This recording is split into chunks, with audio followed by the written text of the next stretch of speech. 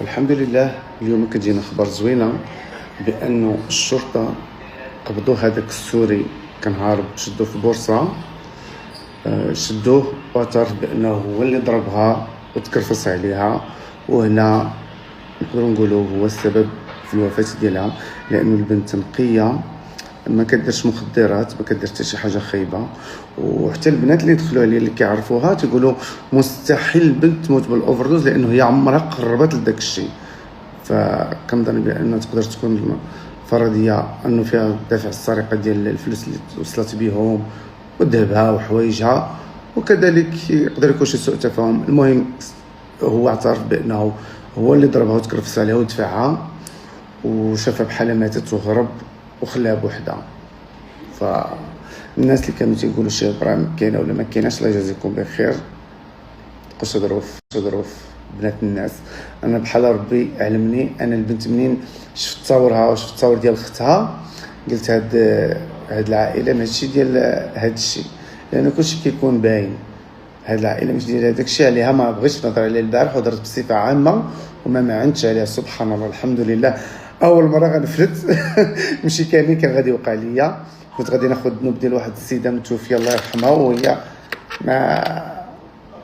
ما عارف عليها والو، ولكن شوفوا الحقيقه اللي كنكتشفوا اليوم. سبحان الله، الموسخ هذاك السوري. شوف فيا انت هذاك السوري ضحك هادي امك صحابك انايا والله ما فيكم ثقه.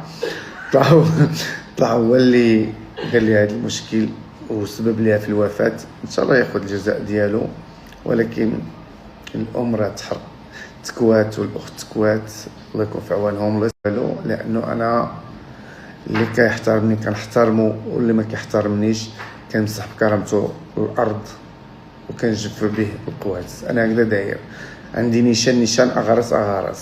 وانا شحال من بنت مثلا كتقلل عليا الاحترام ولا كتهضر فيا، ما كنحاولش انني نجاوبها، ولكن اذا زادت فيه عاد كنوض ليها. اما الدراري بلا ما يزيدوا فيه غير لا معنوا عليا، راه كنمسح بهم الارض، لانه هذا كما كان الحال كيبقى دري. اما البنت حشومه نهضروا عليها، وحشومه نشوفوها، وحشومه نفتحوها. ايوا عليكم في عونكم البنات. نصيحه لبنات بلادي اللي كاينين في تركيا، ما تثقوش في اي واحد، وما تثقوش في اي وحده واخا تكون بنت بلادك. كولي بوحدك، خرجي بوحدك، سهري بوحدك، ديري اللي ديريه بوحدك. الله يسهل عليك، وما تثقيش حتى في خيارك. تحياتي لك بنت بلادي.